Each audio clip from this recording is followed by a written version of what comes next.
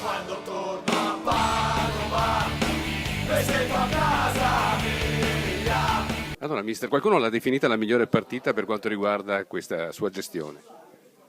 Ma una delle migliori, sì, sul piano del gioco, sul piano della determinazione, sul pressing, sulla squadra alta. Stiamo vedendo il lavoro che stiamo facendo da 3 mesi che sono qui, adesso si comincia a intravedere veramente che giochiamo da squadra. Dobbiamo continuare così. A voler trovare il classico pelo nell'uovo, che cosa manca ancora per completare il pillon pensiero? La gestione della partita. Dobbiamo imparare a gestire meglio la partita, cercando anche qualche volta il possesso palla per far uscire gli avversari, soprattutto nel secondo tempo, perché poi concedi un'occasione come è successo a Ferretti che ha preso il palo, riapri la partita e diventa una partita poi difficile. Questo noi non dobbiamo concederlo. Quest'anno credo per la prima volta si sono sentiti degli applausi a scena aperta alla sua squadra.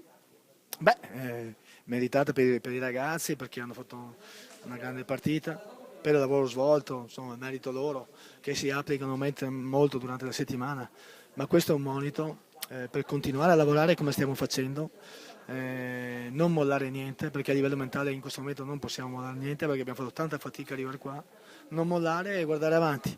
Adesso abbiamo altre partite importanti, abbiamo il Pordenone, dobbiamo concentrarci molto su questa partita perché dobbiamo cercare di andare là e cercare di vincerla. E i tifosi che stanno cominciando un po' a sognare, che cosa diciamo? Di seguirci sempre come stanno facendo. Li ringrazio per l'apporto, per il tifo che stanno facendo, ma questo è sempre stato dall'inizio, da quando sono arrivato qua fino adesso, hanno sempre aiutato la squadra anche nei momenti più difficili.